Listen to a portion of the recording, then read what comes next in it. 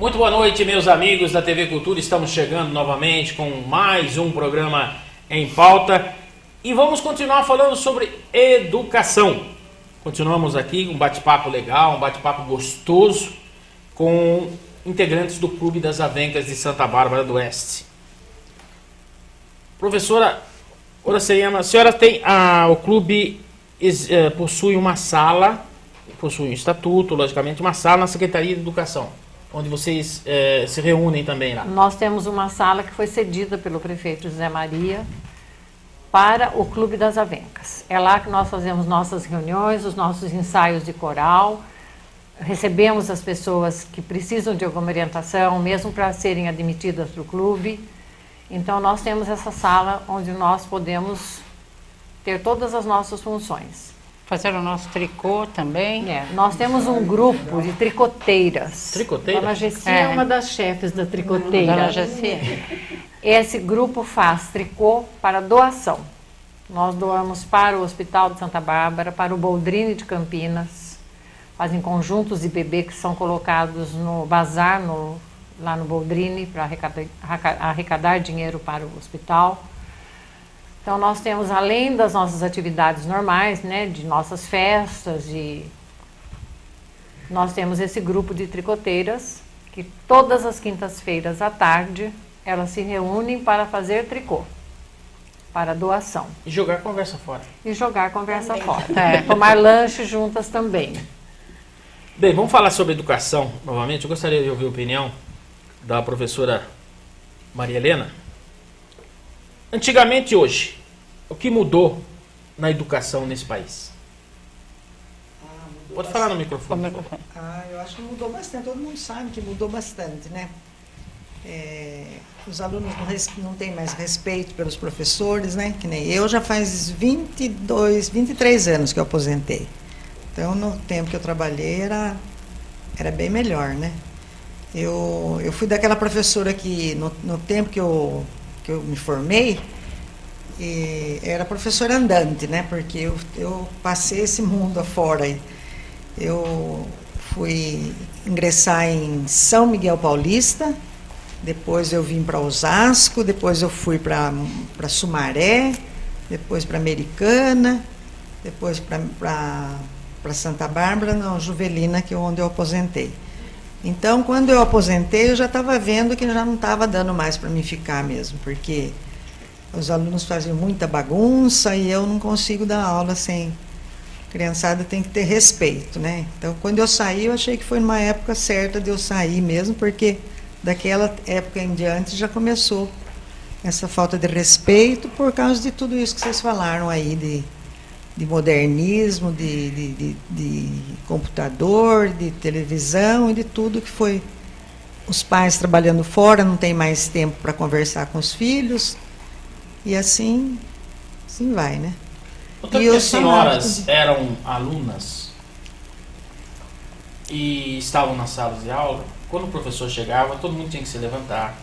Sim. Bom dia, professora, bom dia, professor. Levava uma maçã pro professor e tal. Hoje em dia não existe mais isso, né? Hoje em dia, se o aluno, aquele aluno que é mal educado, se puder agredir o professor, ele agride.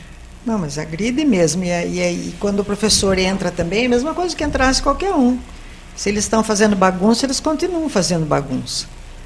Não era como a gente, naquele tempo que a gente lecionou, tinha muito respeito, né? Tanto os pais tinham respeito pela gente e os alunos também. Faziam lição de casa direitinho, tudo. Agora não, agora eles fazem como eles querem. Mas os pais, na opinião, eu gostaria de ouvir a opinião de mais professores aqui, os pais são os responsáveis por tudo isso? Eles também não são, eles têm que sair para trabalhar, eles nem sabem o que está acontecendo na escola. Não, mas a falta de educação dos filhos não é responsabilidade dos pais? É responsabilidade quando tem convivência, mas não tem. Então chega a ser a falta da convivência, porque eu acho que se um pai, uma mãe fica mais tempo em casa sabendo os acontecimentos, mas hoje pai e mãe é televisão, computador, né? Porque a mãe, é como disse a Oracema, tudo melhorou em casa quando a mulher saiu, mas a educação foi lá embaixo. né? Então, e outra, não é propriamente só dentro de casa que se recebe a educação. É fora, é em todos os lugares, né? Então, a educação não é tão importante. A importância agora é o tipo de trabalho, aquilo com quem a criança sonha, mas se ele não consegue, ele se torna revoltado, porque alguma coisa está faltando e eu não sei dizer o que é. Eu acredito que seja a religião. Não só, mas hoje eu lembro que quando criança, que eu não sou tão velha assim também, né?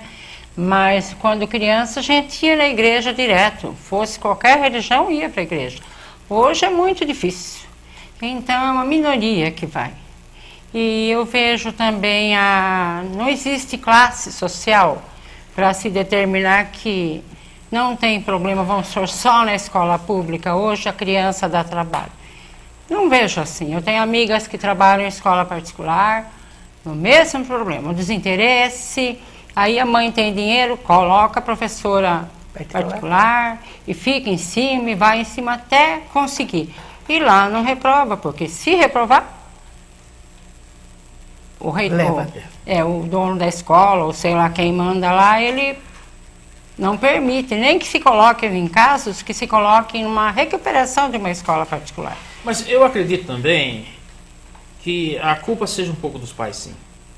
Porque eu já abordei isso em programas passados, que inclusive até quando eu perdi a minha mãe, eu perdi meu pai, eu sempre, toda a minha vida, eu pedi a benção para eles. Agora não Isso existe. era comum para todo mundo. Hoje não existe mais isso. Não. Hoje, se a gente falar, eu nunca falei um palavrão para meus pais. Hoje é comum isso. E o aluno transfere isso para a sala de aula. Então eu acho que a responsabilidade é dos pais, sim. Mesmo eles não estando presentes no dia a dia, mas eles são obrigados a saber o que está acontecendo com o filho. Eu gostaria de ouvir a opinião de vocês. Eu acho que a maioria dos pais são muito permissíveis, eles permitem muito. A criança tem o direito de questionar, mesmo estando na frente de visitas, eles não têm assim limites. Acho que o problema maior é a falta de limite. Não se respeita e fica por isso. Então, não respeita o pai, não respeita a mãe, vai respeitar um professor na sala de aula. Então, fica difícil para trabalhar, porque há muita falta de controle das crianças. As crianças podem tudo, a maioria, né?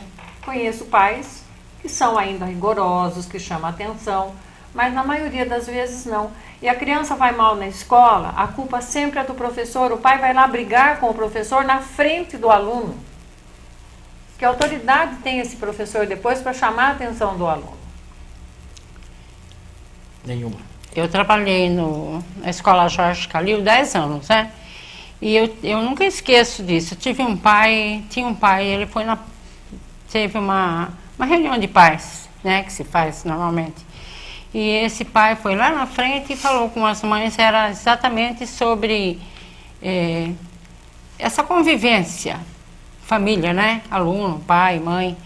E ele disse o seguinte para as mães que estavam lá e para mim, né, que estava lá também. Ele disse o seguinte: olha, na hora que eu saio para trabalhar, meu filho está dormindo. A hora que eu chego, ele está na escola. Depois eu saio de novo, eu chego tarde e ele já foi dormir. Então, para não perder o contato com o meu filho, ele faz o seguinte: se eu passo, eu dou um nó numa peça de roupa dele que ele vai usar no dia seguinte. E ele dá um nó na perna da minha calça. Ele falou, então a gente se comunica dessa maneira. E ele achava interessante, porque então com isso ele criava, na ausência ele criava um vínculo com o filho dele. E para ele valeu muito isso. Agora, como as senhoras se sentem quando tomam conhecimento das agressões de professores, de ameaças por parte de alunos? Gostaria de ouvir a opinião de vários aí. Que aposentamos na hora certa. Hã? Porque até o nosso tempo, professor era muito importante. Eu, por exemplo, a minha mãe teve que ir morar comigo 1 ano em Suzano, porque não quiseram me dar pensão, porque tinha passado uma leva de professoras de moral meio baixa, então eu tive que arrumar uma casa e a minha mãe junto. Então, eu fiquei conhecida em Suzano, mas mais conhecida que a minha mãe, onde ela ia comprar, ela dizia, eu sou mãe da professora. Entende? Então, agora, uma coisa que eu sempre conto, alguém já disse que nós precisávamos fazer um livro. Eu, por exemplo, quando ingressei na atividade da Serra, outra natividade, não o que é agora, não tinha um médico, mas tinha 2 cemitérios. Vai dizer, meu Deus, como essa mulher é velha. Enterravam envolvido em lençol, porque não dava tempo de onde as pessoas moravam, e a Serra, né? E vir buscar caixão, nesse lugar não tinha caixão, tinha que ir em Taubaté. Então, é tanta coisa bonita que aconteceu na nossa vida, que um livro, não sei se causaria interesse para o pessoal, mas como o nosso programa é bastante informal, eu preciso contar uma coisinha. Dizem que eu fui a fundadora do clube. Não fui, não. A ideia já existia, mas ninguém dava o primeiro passo. E essa moça que acabou de falar, que chama Heleninha, que nós a chamamos carinhosamente de Heleninha, eu a chamava de Abelhinha. O senhor conhece a história do boi que atolou e a abelhinha ficou ali, né? Ai, se não fosse eu. Onde ela me encontrava, ela dizia, não vai fundar o clube? Não vai, até que resolvi dar o primeiro passo. Mas não sou eu a causadora dessa coisa maravilhosa, né? Então... Professora Gessi, como a senhora se sente quando toma conhecimento desses casos de agressão de professor? Eu acho o maior absurdo do mundo. Eu acho que os pais é que não orientam direito os filhos. Hein? Porque se tivesse uma boa orientação, eles não agiriam assim. Esse é o meu ponto de vista. Teve alguma das senhoras que chegou a ser ameaçada antes de aposentar? Teve algum caso aqui que ninguém naquele tempo, há 10 anos atrás... Naquele tempo não. Eu tive. Vou contar por quê. Morava lá na Cachoeira um menino que vinha ter aula no Gabriel de Oliveira. Só que ele não tinha agasalho, era muito pobre. Eles vieram para Santa Bárbara para plantar tomate. Então, um dia, vindo lá da Cachoeira, eu o vi com a bolsinha do lado, bracinho cruzado, conversei com o Anadir e fizemos uma catança. Se ele não tem agasalho, a família inteira não tem. Então, nós fomos levar. E esse menino, em agradecimento, no dia seguinte me trouxe um saquinho de tomate, né? Eu fiquei muito feliz. Agora, havia um malandrinho na classe que só conseguia a nota porque tentava copiar dos outros. Então, num dia de prova, eu fiquei do lado desse menino e esse menino disse assim para mim, o menino que me agrediu, é lógico que a senhora está do meu lado. O menino lá comprou a senhora com tomate e quis me agredir. Daí eu saí da sala, fui conversar com o senhor e falou, a senhora vai escolher. Ou mostrou soco mesmo, né? E a criançada ficou... Quer dizer, foi uma coisa mínima, mas só que aquela ação do menino me deixou... Daí fui conversar com o diretor, olha, o senhor vai escolher se essa criança vai ficar na minha classe ou não, porque senão eu não quero mais ele. Então, são coisinha mínima, mas ele não sabia o porquê que eu ganhei aquele pacotinho de tomate. A palmatória seria a solução? Não. Jamais. Grão de milho mesmo, Grão de milho. atrás da porta.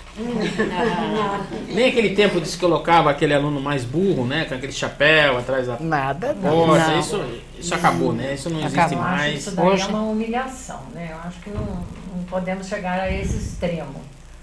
O que nós precisávamos mesmo era que os professores atuais contassem com o apoio dos pais. Que inclusive, algumas décadas atrás, a APM funcionava muito bem, a Associação de Pais e Mestres. Hoje, raramente a gente vê falar em associação de pais e mestres nas escolas. Isso também influenciou em muito. Tem ainda, Horacema? Não. Não Ah, tem. então Que eu tenha conhecimento, não. O governo manda verbas, então eu acho que não há necessidade, mas eu acho que era um compromisso dos pais com a escola. As festas nas escolas, festas juninas, né? Aquelas reuniões de pais, a gente não vê mais falar disso. As festas juninas, quando eu trabalhava no Jadir, elas foram assim, como posso dizer, fazia-se no pátio, né? Daqui lá é grande o espaço. Mas depois, devido à ameaça de assalto, então foi se levando para dentro. Chegou no galpão que tinha lá, que era fechado, né? Depois a última já tinha que ficar numa sala que tinha assim como uma cantina, dentro da cantina. Ali que se trabalhava com o dinheiro, tudo que ia mexer com dinheiro, vender as fichas, o que a criançada ia consumir, era dali de dentro, porque não dava mais para... Então é uma violência, né, que eu acho que tomou conta. E escola primária. Daí vai acabando. A primária vai acabando, né? Nós vamos fazer o nosso primeiro intervalo. Já já a gente retorna para continuar falando sobre educação aqui no programa Em Pauta.